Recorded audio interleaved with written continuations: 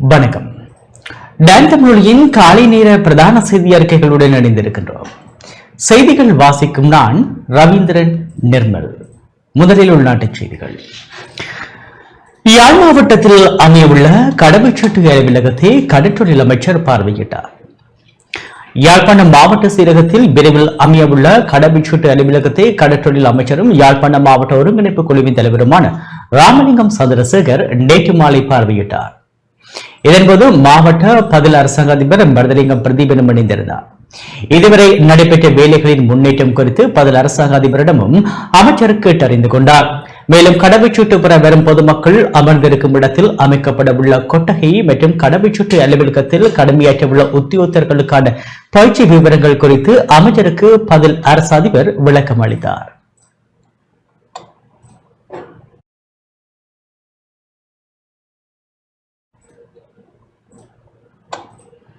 இலங்கைக்கான நோர்வேயின் பிரதி தூதுவர் வடக்கு மாகாண ஆளுநரை சந்தித்துள்ளார்.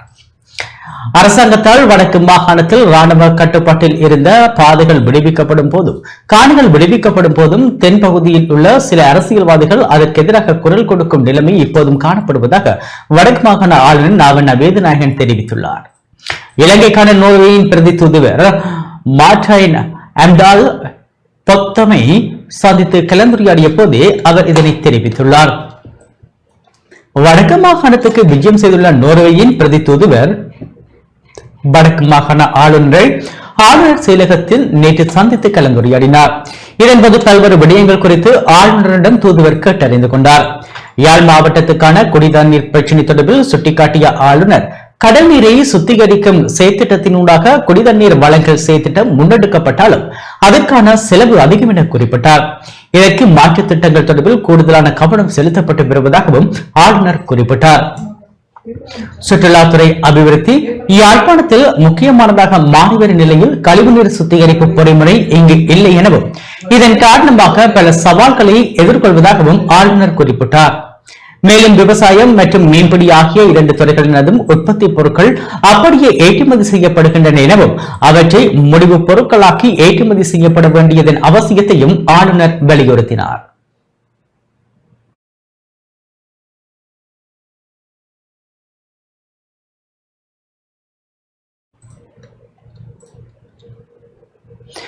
யாழ்ப்பாணத்தில் திட்டத்தின் அறிமுக நிகழ்வு நேற்று இடம்பெற்றது.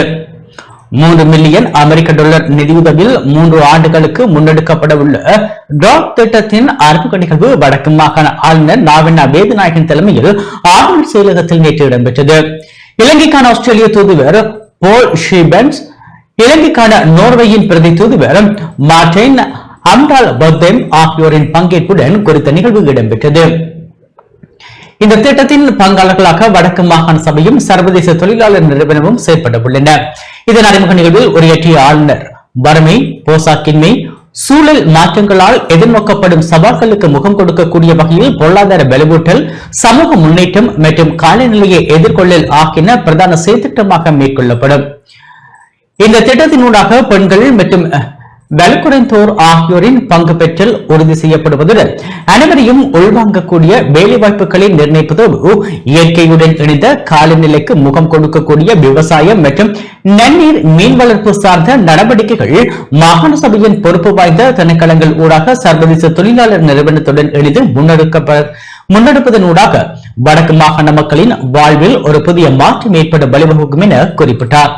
மேலும் கடந்த காலங்களில் ஆஸ்திரேலியா மற்றும் நோர்வே அரசாங்கங்கள் வழங்கிய உதவிகளுக்கும் ஆளுநர் நன்றி தெரிவித்தார். ஆளுநரை தொடர்ந்து ஆஸ்திரேலிய தூதுவர், நோர்வேயின் பிரதி தூதுவர், சர்வதேச தொழிலாளர் நிறுவனத்தின் இலங்கைக்கான பணிப்பாளர் ஆகியோர் உரையாற்றினர். இந்த நிகழ்வில் வடக்கு மாகாண பிரதம செயலாளர் தனுஜா முருகேசன், ஆளுநரின் செயலாளர் மூனா நந்தகோபாலன், வடக்கு மாகாண பிரதம செயலாளர் எழிலரசி ஹேண்டன் யோகநாயகம், வடக்கு மாகாண மகளிர் விவகார அமைச்சின் செயலாளர் போனா வாகீசன், தொழில்துறை திணைக்கள பணிப்பாளர் வனஜா, கூட்டுறவு அபிவிருத்தி ஆணையாளர் நானா திருலிங்கநாதன், சமூக சேவைகள் திணைக்கள பணிப்பாளர் அகையா, வடக்கு மாகாண விவசாய திணைக்கள பணிப்பாளர் திருமதி சூனா செந்தில்குமரன், தூதரக அதிகாரிகள் மற்றும் சர்வதேச தொழிலாளர் நிறுவனத்தின் பணியாளர்கள் கலந்து கொண்டனர்.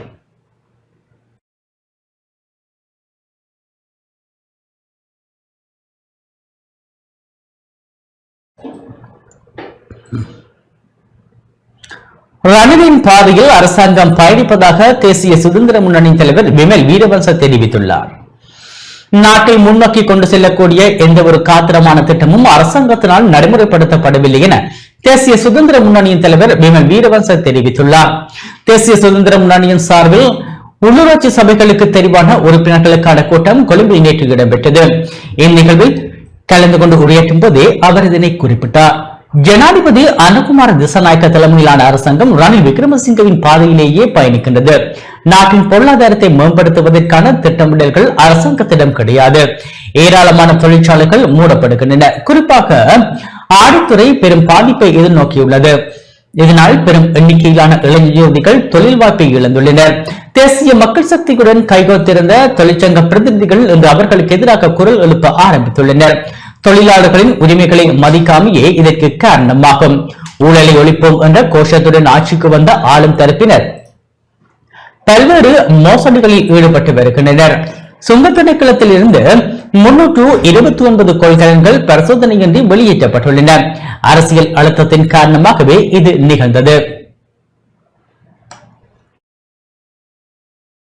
විසල් මනසක් තියෙන මිනිහෙක් විදියට මන්ත්‍රීවරයෙක් විදියට ක්‍රියා කළොත් විතරයි ඔබ මේ ලැබිච්ච අවස්ථාව ඉතාම ඵලදායීව නිවැරදිව යොදා ගන්න කෙනෙක් බවට පත් වුණා වෙන්නේ. எதிர்வரும் 30ஆம் தேதி நள்ளிரவுக்கு முன்னர் உள்ளூராட்சி மன்ற உறுப்பினர்களின் பெயர்களை சமர்ப்பிக்குமாறு தேர்தல் ஆணைக்குழுவின் தலைவர் RMAL ரத்நாயக்க தெரிவித்துள்ளார். எதிர்வரும் 30ஆம் தேதி நள்ளிரவுக்கு முன்னர் உள்ளூராட்சி மன்றங்களுக்கு தேர்ந்தெடுக்கப்பட்ட மற்றும் பரிந்துரைக்கப்பட்ட அனைத்து உறுப்பினர்களின் பெயர்களையும் சம்பந்தப்பட்ட தேர்தல் தெரிவத்தாட்சி அதிகாரிகளிடம் சமர்ப்பிக்குமாறு சகல அரசியல் கட்சிகள் மற்றும் சுயேட்சை குழுக்களுக்கு வெத்தமானியூடாக அறியப்படுத்தப்பட்டுள்ளதாக தேர்தல்கள் ஆணைக்குழுவின் தலைவர் RMAL ரத்நாயக்க தெரிவித்துள்ளார். ஊடகங்கள் மத்தியில் உரையாற்றிய போதே அவர் இதனை குறிப்பிட்டுள்ளார். ஒரு சில கட்சிகள் மற்றும் சுயேட்சை குழுக்களின் உள்ளூராட்சி மன்ற அங்கத்தவர்களின் விவரங்கள் கிடைக்கப்பெற்றுள்ளன. முழுமையான உள்ளூராட்சி மன்ற அங்கத்தவர்களின் விவரங்கள் கட்சிகளால் மற்றும் சுயேட்சை குழுக்களால் இன்னும் வழங்கப்படவில்லை. இதன் காரணமாக தேர்தல்கள் ஆணைக்குழுவுக்கு சிக்கல் ஏற்பட்டுள்ளது. இது தொடர்பான விவரங்களை விரைவில் அனுப்பி வைக்குமாறு வர்த்தமானி அறிவித்தலூடாக கூறப்பட்டுள்ளது. 30ஆம் தேதியின் பின்னர் உள்ளூராட்சி மன்ற அங்கத்தவர்கள் விவரங்கள் அடங்கிய வர்த்தமானியை வெளியிடுவோம். පාන පක්ෂ සහ ස්වාධීන කණ්ඩායම් අනිවාර්යයෙන්ම මේ මාසේ 30 වෙනිදා මධ්‍යම රාත්‍රියට පෙර තමන්ට පත්කිරීමට නියමිත බව දන්වා තිබෙන ඒ සභිකයන් සහ කාන්තා සභිකයන් පිළිබඳ විස්තර අදාළ තේරීම් භාණ්‍යධාරීන්ට දන්වා යවිය යුතු වෙනවා. 30 වෙනිදා මධ්‍යම தமிழ் மக்களின் காணியை அபகரிப்பதற்கான வர்த்தமானியை அரசாங்கம் மீளப்பெற்றிருப்பதை வரவேற்பதாக நாடாளுமன்ற உறுப்பினர் கஜேந்திரகுமார் பொன்னம்பலம் தெரிவித்துள்ளார். தமிழ் மக்களின் காணியை அபகரிப்பதற்கான வர்த்தமானியை அரசாங்கம் மீளப்பெற்றிருப்பதை வரவேற்பதாகவும் இதற்கு வெளிநாட்டு தூதுவர்களின் அழுத்தமும் காரணம் எனவும் நாடாளுமன்ற உறுப்பினர் கஜேந்திரகுமார் பொன்னம்பலம் தெரிவித்துள்ளார். நேற்று யாழ்ப்பாணம் கொக்குவிலில் உள்ள தமிழ் தேசிய மக்கள் முன்னணி அலுவலகத்தில் இடம்பெற்ற ஊடக சந்திப்பில் இவ்வாறு குறிப்பிட்டார். கடந்த மார்ச் மாதம் 28ஆம் தேதி வெளியிடப்பட்ட வடமாகாணத்திலே 4 மாவட்டங்களில் இருக்கக்கூடிய காணிகளை அரசு காணியாக அபகரிக்கிறதுக்குரிய வர்த்தமானி இன்றைக்கு அரசாங்கத்தால் வாபஸ் பெற்றிருப்பதாக செய்திகள் ஊடாக உறுதிப்படுத்தப்பட்டிருக்கின்றது. இந்த வடமாகாணத்திலே இருக்கக்கூடிய மக்களுக்கு மோசமான ஒரு பின்னடைவு வரக்கூடிய அந்த ஆபத்திலே இருந்து இந்த வர்த்தமானி வாபஸ் பெற வைத்திருப்பது உண்மையிலே ஒரு பெரும் வெற்றி என்றதைத்தான் நாங்கள் சொல்ல வேண்டும். இந்த விடயம் சம்பந்தமாக தொடர் சந்திப்புகளை நாங்கள் மேற்கொண்டிருந்தோம். அந்த தூதரகங்கள் எங்களுக்கு வாக்குறுதி வழங்கினவை தாங்கள் அரசாங்கத்தோடு இந்த பிரச்சனையை எழுப்பி அதுக்குரிய ஒரு நியாயத்தை பெற்றுக் கொடுப்பதாக எங்களிடம் வாக்குறுதி வழங்கியிருந்தவை. உண்மையிலே அவர்களுடைய அழுத்தங்கள் இந்த விடயம் சம்பந்தமாக பிரயோகிக்கப்பட்டிருக்காவிட்டால் இந்த அரசாங்கம் இந்த வர்த்தமானியை வாபஸ் பெற்றிருக்க மாட்டோம் என்பது எங்களுக்கு நன்றாக தெரியும்.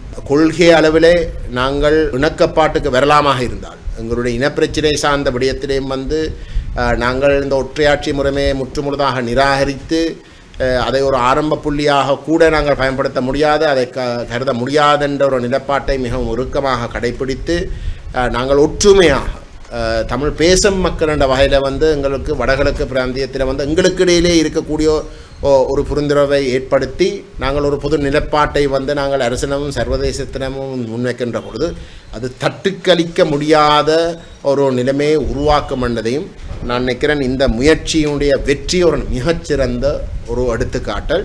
முதலாம் இடத்தை பெற்றிருக்கின்ற தமிழ் தேசியத்தை வலியுறுத்தி இருக்கின்ற கட்சிக்கு தவிசாளர் பதவியை மேயர் பதவியையும் நியமிக்கக்கூடியதாக நாங்கள் ஏற்றுக்கொள்கின்றோம். அதுக்கு எங்களுடைய பூரண ஒத்துழைப்பு இருக்கும்.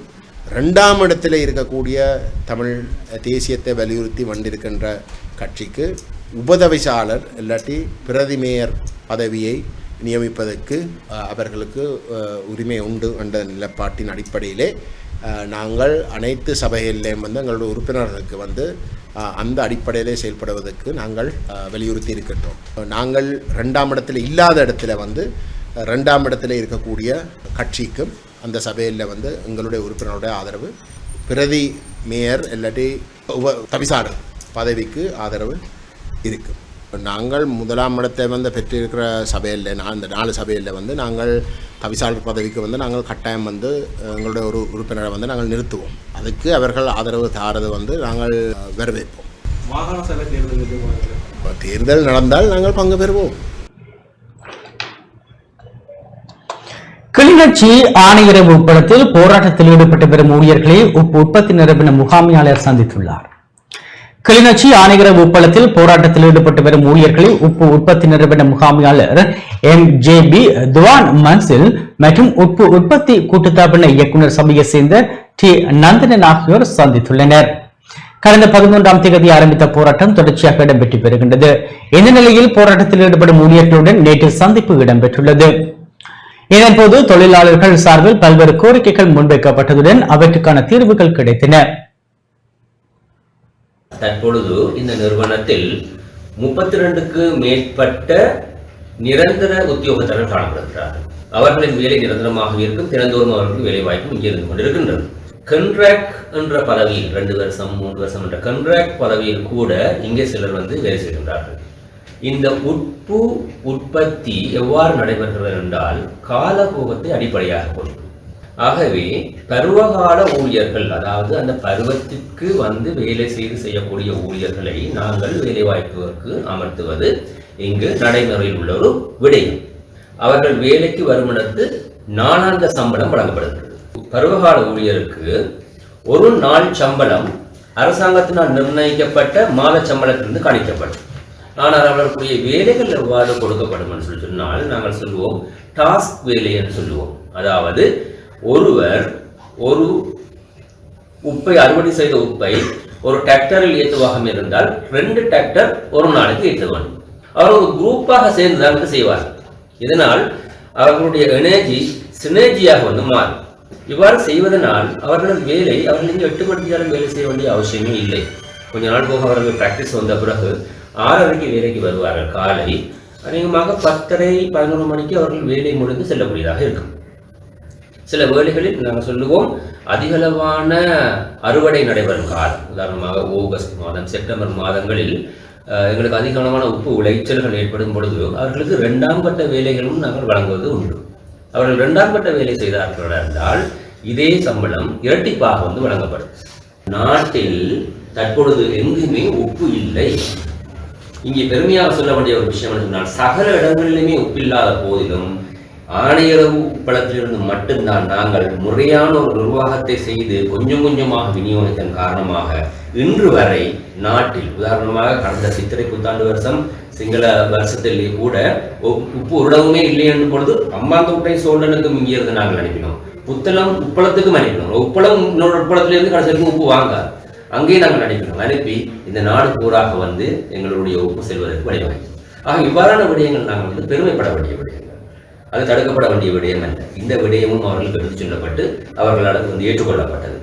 அடுத்ததாக எம்ப்ளாய்மெண்ட் நோக்கி சொல்லி போய வேண்டிய, அதாவது வந்து எங்களுக்கு தினந்தோறும் வந்து வேலைக்காரர்கள் நான் வழியாக விளங்கப்படுத்தினேன். இது ஒரு பருவகால தொழில். அதே நேரத்தில் பருவ காலத்தில் நாங்கள் வந்து சில வேலைகளில் ஆகஸ்ட் மாதம் பார்க்கல எங்களுக்கு 150-200 பேர் எடுப்போம். ஆனால் அவ்வளவு 150-200 பேருக்கும் அடுத்தடுத்த மாதங்களில் வந்து மழை பெய்யுற காலங்களில் வந்து தர முடியாது. ஆனாலும் நாங்கள் மேக்சிமம் என்ன செய்யறோம் என்றால் எங்கேயாவது டெவலப்மெண்ட் வேலை நடக்கக்கூடியோ லோரிகளுக்கு இருக்கக்கூடிய ரொட்டேஷனல் பேசிஸ்லையாவது மேக்சிமம் அவருக்கு வேலை கொடுப்போம். இங்கு உள்ள தொழிலாளர்கள் வந்து மிகவும் கண்ணியமாகவும் மரியாதையாகவும் நடத்தப்படும் கொண்டார்கள். அதற்குரிய வழிவகைகளும் எங்களால் வந்து உறுதிப்படுத்தப்படும் என்ற உறுதிப்பாடு வந்து அளிக்கப்பட்டது. அதையும் அவர்கள் வந்து ஏற்றுக்கொண்டார்கள். மேலதிகமாக வந்தால் வேலை செய்யும் பொழுது ஏதாவது எங்களுக்கு காயம் வந்தாலோ ஏதாவது வந்தாலோ நாங்கள் மெடிக்கல் சர்டிஃபிகேட் சப்மிட் பண்ணால் எங்களுக்கு வந்து சம்பளம் போடப்படுவாங்க. இதெல்லாம் உண்மையில பெர்மனண்டான ஆக்களுக்குரிய ஒரு வசதி வாய்ப்புகள். ஆனால் இவர்களுக்கும் அது செய்து கொடுப்பதாக நீங்கள் கவர்மெண்ட் ஹாஸ்பிட்டலுக்கு போய் நீங்கள் அதற்கு தேவையான மெடிக்கல் சர்டிஃபிகேட் கொண்டு வரும் இடத்து அந்த ஏற்பாடுகளையும் செய்து தரலாம். இவ்வளவும் சொல்லப்பட்டு ஏற்றுக்கொள்ளப்பட்டு நல்ல முறையிலே சொல்லப்பட்ட பின்னர் கடைசியாக கட்ட விடையினால் உடனடியாக வந்து இங்குள்ள மேனேஜரை நீங்கள் மாற்ற வேண்டும். அவருடைய செயற்பாடுகள் எவ்வாறு என்றால் அவர் மிகவும் ஒரு நேர்மையானவர். இன்றைய வரைக்கும் நாங்கள் அறிந்தவரை நேர்மையானவர். அதே நேரத்தில் மற்ற விடயங்களையும் நேர்த்தியாக்க வேண்டும் என்று சில முடிவுகளை வந்து உடனடியாக வந்து எடுத்தார். அவர்களை ஏசுகிறார் என்ற குற்றச்சாட்டுகளும் சரியானவையானது. மற்ற பக்கத்தையும் நாங்கள் பார்த்தோம். அப்ப இங்கே திறம்பட யாராவது வேலை செய்ய வழிகிட்டாலே பிரச்சனை வரும் என்ற சூழலை நாங்கள் தொடர்ச்சியாக உருவாக்க முடியாது. இந்த மேனேஜரை பற்றி ஒரு குற்றமாக சொல்லுது. நம்ம சொல்லணும், இந்த மேனேஜர் எங்களுக்கு தேவை, இந்த மேனேஜர் மேலே ஒரு மேனேஜர் இங்கே எங்களுக்கு கிடையாது, இந்த மேனேஜர் எங்களுக்கு தேவை. அந்த தொழிலாளர்களை உள்ளுக்குள்ள எடுத்து வேலை செய்ய வேணும்ன்றதான் எங்களுடைய விருப்பம். பின் அவைக்கு இயன்ற வரைக்கும் அவைக்கு புத்திமதியை சொல்லியிருக்கிறோம். அவை மூலம் வந்து வேலை செய்யணும்னு சொல்லியிருக்கிறோம். ஆனால் அவைக்கு உள்ள நிலப்பாடு மேனேஜரை மாத்திரன்ற நிலப்பாடுன்றதை எங்களால் செய்ய முடியாதுன்றதை உண்மையையும் உடனடியாக செய்ய முடியாதுன்றதையும் சொல்லியிருக்கிறேன். ஏனென்றால் அதுக்குரிய விளக்கங்கள் எல்லாத்தையும் அவையிட சொல்லியிருக்கிறேன். நான் நினைக்கிறேன் அவை அநேகமாக இந்த இதில் இருந்து ஏற்றுக்கொண்டு வேலைக்கு வருவேணும் என்று எதிர்பார்க்கலாம். எங்களுடைய நிறுவனத்தின் பிராண்ட் நேம் ரஜதான். அது கடந்த 13 வருடங்களாக அந்த ரஜ என்ற நாமத்தில் தான் இலங்கையிலே வந்து விநியோகிக்கப்பட்டு வந்தது. ஆகவே நாங்கள் இந்த பாருங்க, இது வந்து நீங்கள் போனால் மன்னாருக்கு போனால் பார்க்க முடியும். மன்னார் ஹோட்டலில் போட்டுக்கிற நேம் போட்டு மன்னார்ன்ற உப்பளமும் அனல் உப்பளம் எல்லாம் நேஷனல் தேசிய உப்பு கூட்டுறவு தாவரத்துக்கெல்லாம் இருக்குது. ஏற்கனவே மன்னாரில் வந்து இந்த ரஜ என்ற பெயர் இருந்தபடியால் அதே தேசிய உப்பு கூட்டு தாவரத்துக்குள்ள வர இதை ரஜ என்ற பேரில் இங்கே சாம்பிள் பேக் எடுக்கப்பட்டது. இந்த வடமாநிலத்தில் வாழ்கிற மக்கள் இந்த ஹிஸ்டோரிக்கல் இம்பார்ட்டண்டான தொழிற்சாலை ஒன்று ஆனல் உப்பளம், ஒட்டி சுட்டான் தொழிற்சாலை, பரந்தன் கெமிக்கல், கேகே சிமெண்ட், இதெல்லாம் உங்களுடைய ஒரு ட்ரெடிஷனல் நேம். இப்போ இந்த நேமை மாற்றுறதுக்கு நம்ம போர்ட்லேயும் நாங்கள் இதை விளங்கப்படுத்தி இதை மாற்றுறதுக்கு உடனடியாக நடவடிக்கை எடுத்தினாங்க. இத்துடன் நமது இந்த செய்தி அறிக்கை நிறைவு பெற்றது. தொடர்ந்தும் நமது நிகழ்ச்சிகளுடன் இணைந்திருங்கள். வணக்கம்.